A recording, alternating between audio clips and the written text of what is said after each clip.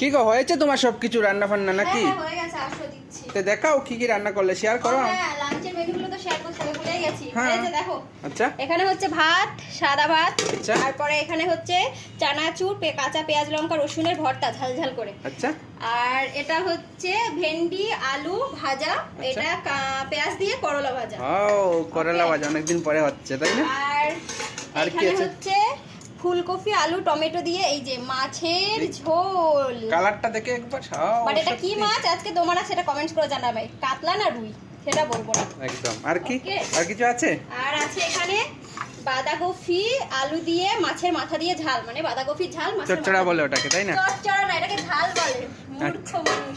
বাঁধাকপি, এখনকার শীতে বাঁধাকপির সঙ্গে মাছের মাথা দিয়ে যে রেসিপিটা আমি বানিয়েছি, এটা আমাদের বাঙালিদের অনেকেরই ফেভারিট। একদম, জানাবে একদম। অবশ্যই কার কার ভালো লাগে। তো দাও তাড়াতাড়ি। আজকে লাঞ্চ মেনু আমাদের এটাই, তো আমরা এখন খেতে শুরু করি।